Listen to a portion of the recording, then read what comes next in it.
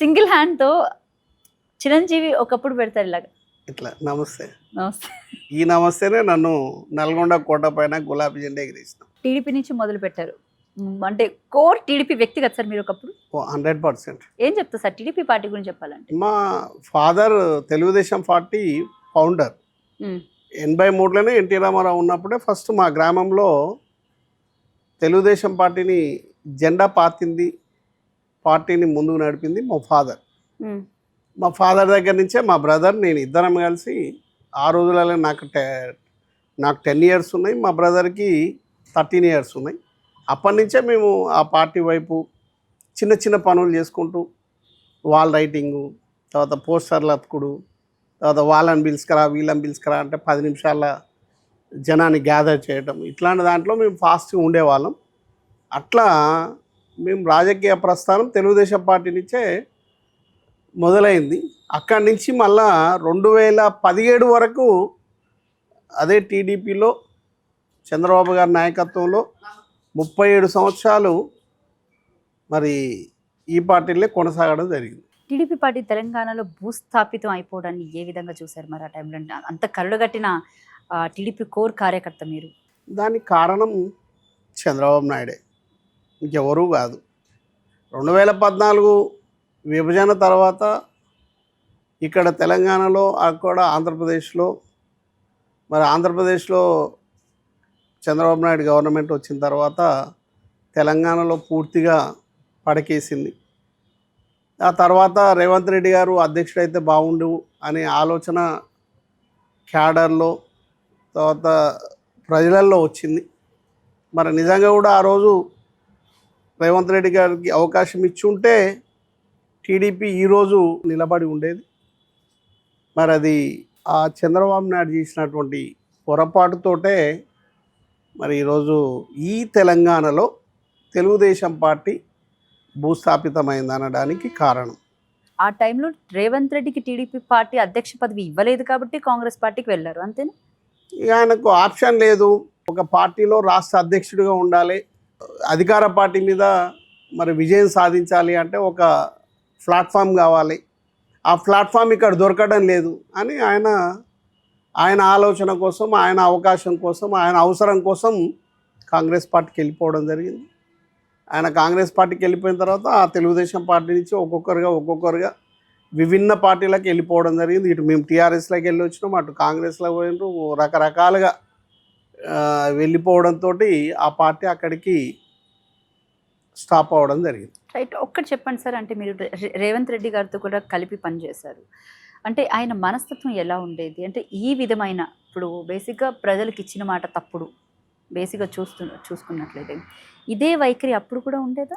అప్పుడు అట్లేమి ఉండదు కదా. అప్పుడు ఎంతసేపు అధికార పార్టీ మీద ఏ విధంగా అధికారంలోకి రావాలా, ఏ విధంగా ప్రజలలో మన వైపు తిప్పుకోవాలి, ఏ విధంగా పార్టీని ముందుకు తీసుకుపోవాలి, ఏ విధంగా అధికార పార్టీని మరి విమర్శించాలి, ఆ కోణంలోనే మరి రేవంత్ రెడ్డి గారు పోతారు, ఎవరైనా పోతారు. మరి ఆయన ఆ కోణంలో అట్లా పోవడం, మరి ఆ కోణంలో సక్సెస్ కావడం పార్టీలో ఉన్నప్పటి నుంచి సీఎం అవ్వాలి అని అనుకునేవారా? 100% ఆయనకు ఉంది, మనసులో ఉంది, 100% ఉంది. ఆయన ఆ దిశగానే పయనించిన ఆయన అంతిమ గోలు నెరవేరింది. ఆయన ముఖ్యమంత్రి కాగలిగింది, కానీ ప్రజలు కోరుకున్నటువంటి, ప్రజలు ఇష్టపడినటువంటి రాజ్యాన్ని నడపతలేడు. ఎప్పుడు కూడా ప్రజలు ఏం కోరుకుంటారు?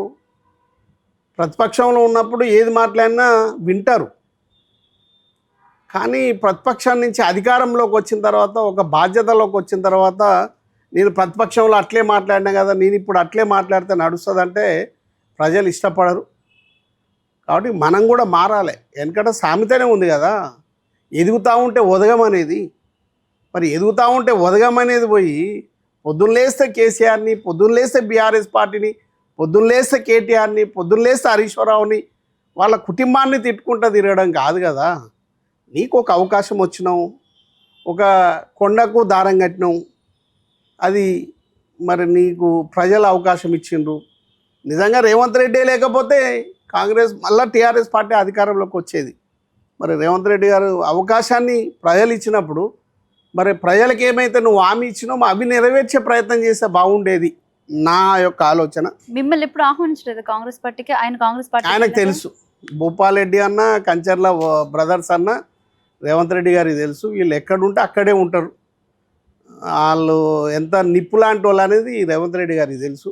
అందుకే మమ్మల్ని ఎప్పుడు కూడా ఆయన అట్లాంటి ఆలోచనతో చూడడు, అట్లాంటి మందలింపు కూడా ఉండదు.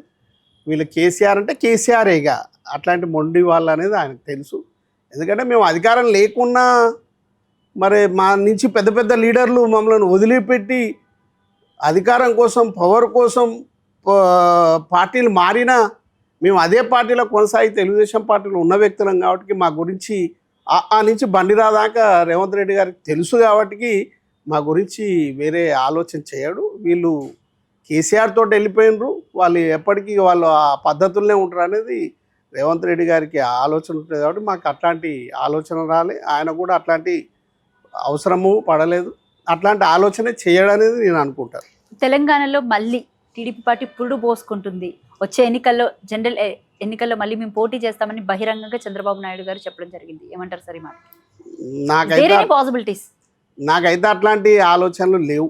వాళ్ళు ఎంతసేపు ఇక్కడ వచ్చినప్పుడు చంద్రబాబు నాయుడు జిందాబాద్, తెలుగుదేశం పార్టీ జిందాబాద్ అని జైలు కొట్టించుకుంటేందుకు క్యాడర్ కావాలి, కానీ ఇక్కడేదో అధికారంలోకి రావాలి, ఇక్కడేదో తెలుగుదేశం పార్టీ ముఖ్యమంత్రి కావాలనే ఆలోచనతో వాళ్ళు లేరు.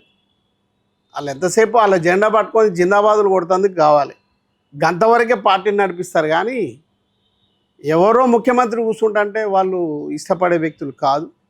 ఎందుకంటే మేము మా రక్తాన్ని ధారపోసినాం, తెలుగుదేశం పార్టీలో రక్తాన్ని ధారపోసినాం. 37 సంవత్సరాలు మేము రక్తాన్ని ధారపోసినాం. నాకు 10 సంవత్సరాలు ఉన్నప్పటి నుంచి ఆ పార్టీలో కొనసాగుతూ ఇండిపెండెంట్గా పోటీ చేయాల్సి వచ్చింది. నువ్వు టికెట్ ఇవ్వకపోయినా 2014లో నేను ఇండిపెండెంట్గా పోటీ చేయాల్సి వచ్చింది. చేసిన 17 రౌండ్లు లీడ్ వచ్చిన 20,000 ఓట్లు ఖరాబై ఓడిపోయినా నేను, అయినా మళ్ళీ తెలుగుదేశం పార్టీలో ఉన్న వ్యక్తిని నేను. గంత ధారపోస్తే కూడా మేము అన్న ఒక్క రూపాయి అనుభవించింది కూడా ఏం లేదు. అయినా మేము పార్టీ కోసం కష్టపడి నిలబడ్డాం. అసలు తెలంగాణలో తెలుగుదేశం పార్టీ స్ట్రాంగ్. అట్లాంటి తెలుగుదేశం పార్టీని, అట్లాంటి తెలంగాణలో ఉన్నటువంటి తెలుగుదేశం పార్టీ నాయకుల మనోభావాలను కూడా అర్థం చేసుకుంటా పార్టీని చంపేసిండు చంద్రబాబు నాయుడు. మళ్ళీ బతికిస్తాడనే నమ్మకం నాకైతే లేదు, అట్లాంటి అవకాశం కూడా రాదు. ఎందుకంటే తెలంగాణ ప్రజలు కేసీఆర్ గారినే కోరుకుంటున్నారు, కేసీఆర్ గారి నాయకత్వాన్నే కోరుకుంటున్నారు. కేసీఆర్ గారి జెండా, తెలంగాణ జెండా, పేదల జెండానే కోరుకుంటున్నారు. తెలంగాణ ప్రజలకు అండగా ఉండే జెండా తెలంగాణ జెండా. ఈ జెండా అయితేనే ఈ తెలంగాణ ప్రజలను కాపాడుతుందన్న నమ్మకం ఈ తెలంగాణ ప్రజల్లో ఉన్నది. కాబట్టి మళ్ళీ కేసీఆర్ గారినే ఈ గడ్డపైన మళ్ళీ గులాబీ జెండా ఎగిరేస్తారు. కానీ ఇంకా వేరే పార్టీలను గెలిపించుకొని ఎక్స్పెరిమెంట్ చేసే పరిస్థితుల్లో తెలంగాణ ప్రజలు లేరు.